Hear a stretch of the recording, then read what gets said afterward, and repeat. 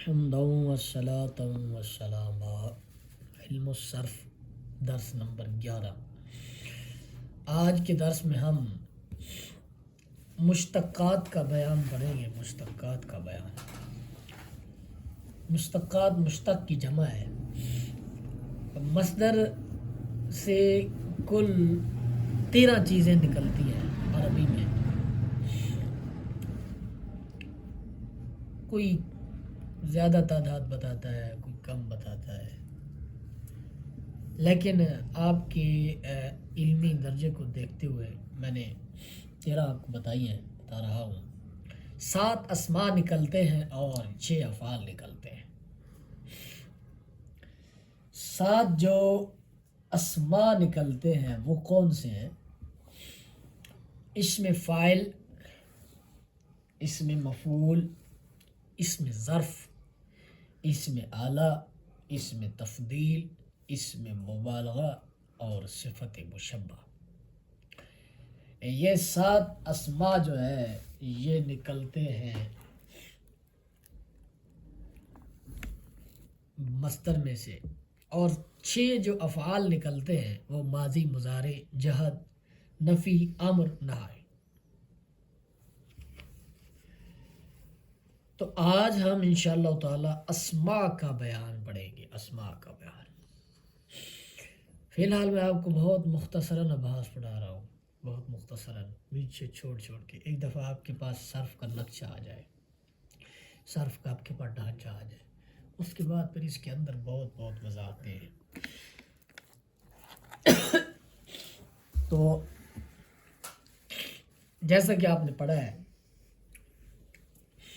کہ ہر مشتق جو ہے، ہر اسم یا فعل جو ہے وہ مصدر سے بنتا ہے، بالواسطہ یا بلا واسطہ۔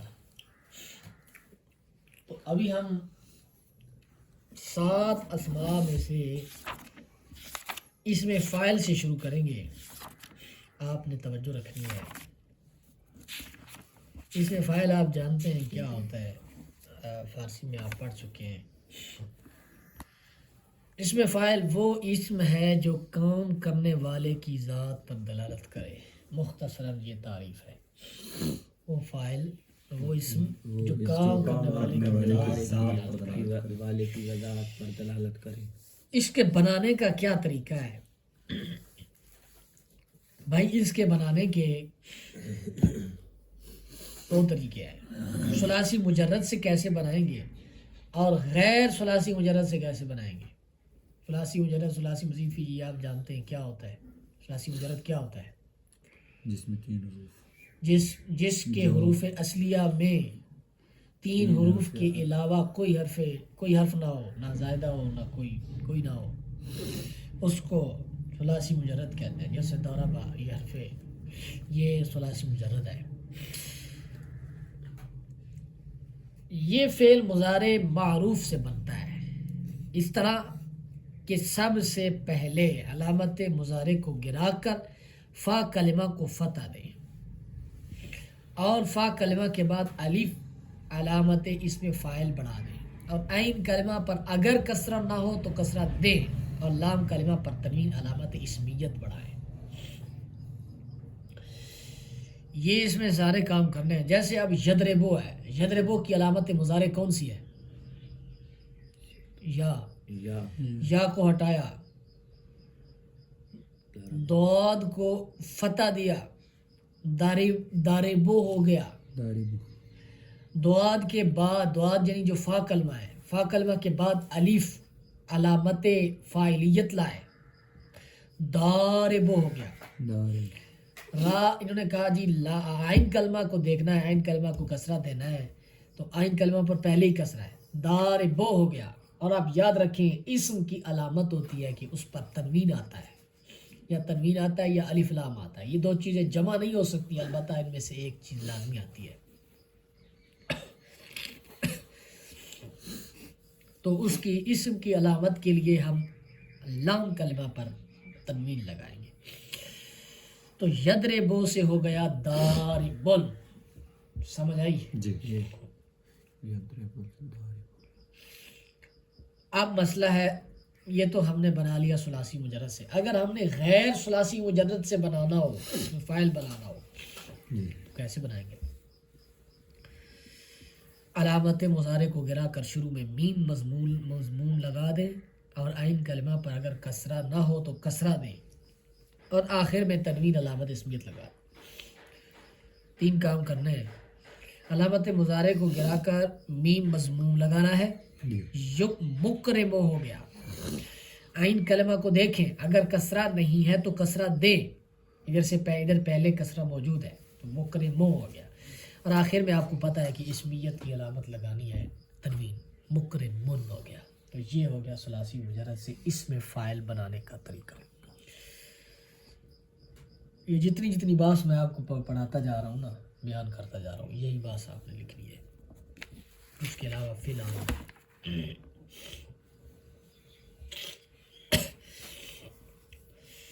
اس کے بعد جی اسم مفعول بنانے کا طریقہ. اسم مفعول کی بات، اسم مفعول کیا ہوتا ہے، اس کو بناتے کیسے ہیں؟ اسم مفعول وہ اسم ہے جو اس ذات پر دلالت کرے جس پر فاعل کا فعل واقع ہو. جیسے زید نے عمرو کو مارا. اب اس میں مفعول کون ہے؟ عمرو کو مارا گیا، اس میں عمر مفعول ہے. ثلاثی مجرد سے بنانے کا طریقہ، یہ فعل مضارع مجہول سے بنتا ہے. توجہ کرو، وہ پہلے والا جو اس میں فاعل تھا وہ فعل مضارع معروف سے بنایا تھا. اس کو فعل مضارع مجہول سے بنانا ہے. تو یضربو جو ہے یہ فعل معروف تھا، تو یضربو فعل مجہول، اس سے بنانا ہے. کیسے بنانا ہے؟ علامت مضارع کو گرا کر شروع میں میم مفتوح لگائیں گے اور عین کلمہ کے بعد واو کا اضافہ کر دیں گے اور واو کی موافقت کرتے ہوئے عین کلمہ کو ضمہ دیں گے. یہ میں نے آپ کو پہلے بتایا تھا کہ واو جہاں ساکن آئے گا اس کا ماقبل ضمہ ہوگا، ضمہ لانا پڑے گا. اور آخر میں تنوین علامت اسمیت لگا دیں. ایسے یضربو تھا، یا کو ہٹایا، اس کی جگہ میم مفتوح لگایا. مدربو ہو گیا، ٹھیک ہے، اور را کے بعد واو لگایا، مدروبو ہو گیا. تو واو کی وجہ سے را کو ضمہ دیا، مدروب ہو گیا. اور اسمیت کی علامت کو ظاہر کرنے کے لیے، اسمیت کو ظاہر کرنے کے لیے با پر لام کلمہ پر تنوین دی تو مدروبن ہو گیا. توجہ ہے؟ جی جی مدروبن ہو گیا. یہ تو چھا ثلاثی مجرد سے بنانے کا طریقہ. اب ثلاثی مزید فی سے کیسے بنائیں گے اس کو؟ یہ فعل مضارع مجہول سے بنتا ہے. اس طرح کی علامت مضارع کو گرا کر شروع میں میم مضموم لگا دیں اور عین کلمہ پر فتح اور آخر میں تنوین علامت اسمیت بڑھا کے. جیسے یکرمو سے مکرمون. آسان سی بات ہے. اگر غیر ثلاثی مجرد آ جاتا ہے اس کا فعل مضارع مجہول کا صیغہ لیں. اس طرح علامت مضارع کو گرا کر شروع میں میم مضموم لگائیں اور عین کلمہ پر فتح اور آخر میں تنوین. 3 کام کرنے. تنوین علامت جو ہے اسمیت کی، جو اسمیت کی اسم ہونے کی علامت ہے. تو یکرمو سے مکرمن ہو گیا.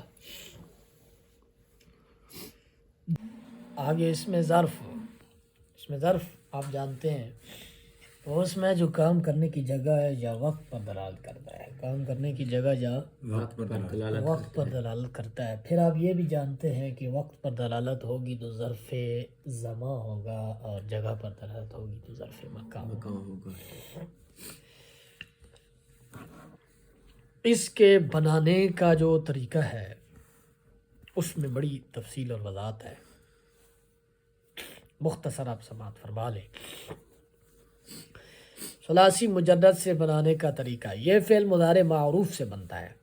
اس طرح کی علامت مضارع کو گرا کر شروع میں میم مفتوح لگائیں اور عین کلمہ پر قاعدہ کے مطابق کبھی فتح اور کبھی کسرہ لگائیں اور آخر میں تنوین علامت اسمیت لگائیں.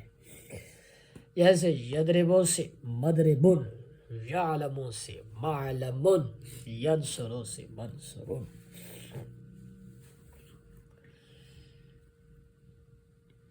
تو یہ تھا. اس کے بعد غیر ثلاثی مجرد سے اس میں ظرف کیسے بنائیں گے؟ اس میں وضاحت کافی ہے لیکن یہ ہم بعد میں پڑھیں گے. فی الحال آپ ایک دفعہ اس میں سے گزرتے جائیں. غیر ثلاثی مجرد سے اس میں ظرف اس باب کے اسم مفعول کے وزن پر آتا ہے. جیسے مکرم ہو. اور کبھی مکان میں کسی شے کی کثرت پر دلالت کرنے کے لیے اس میں ظرف مفعلتن کے وزن پر بھی آ جاتا ہے، مذعبتن جیسے، اور کبھی مفعلتن کے وزن پر بھی آ جاتا ہے جیسے مکحلتن۔ یہ تھا جی اس میں ظرف۔ آگے چلیے، اس میں ظرف کے بعد ہے اس میں فاعل، اس میں مفعول، اس میں ظرف، اس میں آلہ۔ اس میں آلہ بھی آپ جانتے ہیں کیا ہوتا ہے، وہ اسم ہے جو ایسی چیز پر دلالت کرے جس کے ذریعے سے فعل واقع ہو، فعل کام کیا جائے، فعل صادر ہو۔ اسم اعلیٰ کی 3 اقسام ہیں: اسم اعلیٰ صغریٰ، اسم اعلیٰ وسطیٰ، اسم اعلیٰ کبریٰ۔ 3 اقسام۔ اسم اعلیٰ صغریٰ بنانے کا طریقہ، یہ فعل مضارع معروف سے بنتا ہے۔ اس طرح کی علامت مضارع کو گرا کر شروع میں میم مکسور علامت اسم اعلیٰ لگائے اور عین کلمہ پر ہمیشہ فتح دیں اور آخر میں تنوین علامت اسمیت لگا دیں۔ آسان سا کام ہے۔ جیسے یضربو ہے، یضربو سے یا علامت فعل مضارع کو گرایا، اس کی جگہ میم مکسور لگایا اور عین کلمہ کو فتح دیا تو مدربو ہو گیا، اور آگے تنوین علامت اسم اعلیٰ لگا دی، اسمیت کی علامت لگا دی، مدربن ہو گیا۔ اسم اعلیٰ وسطیٰ بنانے کا طریقہ، جی اسم اعلیٰ صغریٰ کے آخر میں تا علامت اسم اعلیٰ وسطیٰ لگانے سے بنتا ہے۔ بس مدربن تھا، اس کو آپ نے مدربتن کر دیا۔ آگے اسم اعلیٰ کبریٰ، یہ اسم اعلیٰ، یہ بھی اسم اعلیٰ صغریٰ کے عین کلمہ کے بعد الف علامت اسم اعلیٰ کبریٰ لگا دینے سے بنتا ہے۔ مدربن اسم اعلیٰ صغریٰ تھا جی، اس کے عین کلمہ کے بعد الف لگا دی جو علامت ہے اسم اعلیٰ کبریٰ کی۔ مدربن سے مدرابن ہو گیا، ٹھیک ہو گیا۔ اس کے بعد ہے جی اس میں تفضیل۔ اس میں تفضیل وہ اسم ہے جس میں کسی دوسرے اسم کی نسبت مصدری معنی میں زیادتی پائی جائے، یعنی ایک چیز کو دوسری چیز پر مصدری معنی میں فضیلت دینا۔ سمجھ آئی؟ یہ پڑھ چکے ہیں آپ فارسی میں۔ جس کو فضیلت دیں گے اس کو مفضل، جس پر فضیلت دیں گے اس کو مفضل علیہ کہیں گے۔ جیسے زید اعلم من عمر، زید عمر سے زیادہ جاننے والا ہے۔ اس میں زید کو آپ نے فضیلت دی ہے تو یہ مفضل ہے، عمر پر فضیلت دی ہے یہ مفضل علیہ ہے، من حرف تفضیل ہے، یہ جملہ تفضیلیہ ہے۔ جی، اس میں تفضیل مذکر بنانے کا طریقہ اور اس میں تفضیل مؤنث بنانے کا طریقہ تھوڑا تھوڑا مختلف ہے، سمجھے اس کو۔ اس میں تفضیل مذکر جو ہے یہ فعل مضارع مثبت معروف سے بنتا ہے۔ اس طرح کی علامت مضارع کو گرا کر شروع میں حمزہ قطعی مفتوح جو اس میں تفضیل کی علامت ہے، اس میں تفضیل مذکر کی علامت ہے، لگا دیں۔ عین کلمہ پر اگر فتح نہ ہو تو فتح دے اور آخر میں ضمہ لگائے، جیسے یضربو سے اضربو، یضربو سے اضربو، یعلمو سے اعلم۔ سمجھ آئی بات کی؟ اور مؤنث بنانا ہو تو اس کا الگ طریقہ ہے، یہ بھی فعل مضارع مثبت معروف سے بنتا ہے۔ اس طرح کی علامات مضارع کو گرا کر فا کلمہ کی کو ضمہ دے، عین کلمہ کے سکون کے ساتھ اور لام کلمہ کے بعد الف مقصورہ علامت اس میں تبدیل مؤنث بڑھا دیں، جیسے یضربو سے ضربا، یا علامت گرائی، بعد کو ضمہ دیا را کے سکون کے ساتھ اور آخر میں یا عین کلمہ کے سکون کے ساتھ اور لام کلمہ کے بعد الف مقصورہ علامت اس میں تبدیل مؤنث بڑھا دیں۔ یہ جو یا کے اوپر کھڑی زبر پڑی ہے اس کو کہتے ہیں الف مقصورہ۔ کیا کہتے ہیں؟ الف مکسورہ۔ یہ رسم الخط ہے، یہ یا نہیں ہے، یہ رسم الخط ہے، اس کو کہتے ہیں الف مقصورہ۔ الف مقصورہ جب لکھا جاتا ہے تو اس طرح لکھا جاتا ہے۔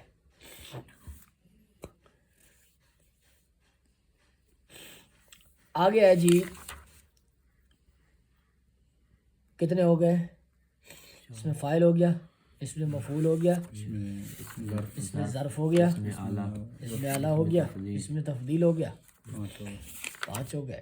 صفت مشبہ آگے ہے صفت مشبہ، اس کے بعد ہے اس میں مبالغہ۔ فعل تعجب تو فعل ہے نا، جی جی آپ تو اسماء پڑھ رہے ہیں، اس ترتیب کو برقرار رکھیں نا، یہی تو مسئلے ہوتے ہیں کتابوں کے. ابھی تم لوگ بیٹھے ہوتے تو سر پکڑ کے بیٹھے ہوتے یہ اسماء کے اندر فعل کدھر سے آ گیا ہے. اللہ کے بندو یہی چیزیں تو تم لوگوں کو بتانی ہیں، یہی تو تم لوگوں کے لیے آسانی پیدا کرتے ہیں کہ اب آپ کو اسماء وقت علیحدہ کر دیے ہیں اور افعال علیحدہ کرنی ہیں. صفت مشبہ کا شمار اسماء میں ہوتا ہے، 7 پورے کرنے ہیں. جی جی تو یہ چھٹا ہے، اس کے بعد ایک اور پڑا ہے اس میں مبالغہ. صفت مشبہ وہ اسم ہے جو اس صفت پر دلالت کرے جو موصوف کے ساتھ بطور ثبوت ثابت ہو. صفت مشبہ کو صفت مشبہ اس لیے کہتے ہیں کہ یہ تثنیہ جمع اور تذکیر و تانیث میں اس میں فاعل کے مشابہ ہوتی ہے. اس کو تھوڑا سمجھیں آپ بھائی. فاعل کے اندر بھی آپ نے یہی کہا تھا کہ اس کے اندر کوئی صفت پائی جاتی ہے، اور صفت مشبہ کے اندر بھی آپ یہی کہہ رہے ہیں کہ اس کے اندر کوئی صفت پائی جاتی ہے. جی تو ان دونوں میں فرق کیا ہے؟ دونوں میں فرق کیا ہے؟ فرق کیا ہے؟ فرق یہ ہے کہ اس میں فاعل کے اندر صفت جو ہوتی ہے وہ عارضی ہوتی ہے. جی مثلا داربن وہ مار رہا ہے، ٹھیک ہے. جی ذاہبن داربن مارنے والا، ذاہبن جانے والا، ابھی مار رہا ہے، وہ بس یہ اس کی عارضی صفت ہے. آکلن کھانے والا، ابھی کھا رہا ہے، بس یہ اس کی عارضی صفت ہے، کھالے کا پہلے صفت ختم. جی لیکن جو صفت مشبہ کے اندر صفت ہوتی ہے وہ کیا؟ وہ بطور ثبوت ثابت ہوتی ہے، بطور ثبوت ثابت ہوتی ہے. اس کے اندر وہ پکی صفت ہوتی ہے. جیسے آپ کہہ لیں اعینو اندھا، اندھا، جی یہ اس کے اندر پکی صفت ہے. یہ فاعلیت نہیں ہے کہ یہ کام کر رہا ہے پھر ختم ہو جائے گا، نہیں، یہ اس کے اندر صفت ہے. جی حسین، حسین خوبصورت، یہ اس کے اندر صفت ہے. جی حزن غمگین طبیعت والا، فرح خوش طبع، یہ اس کے اندر پکی صفات ہیں.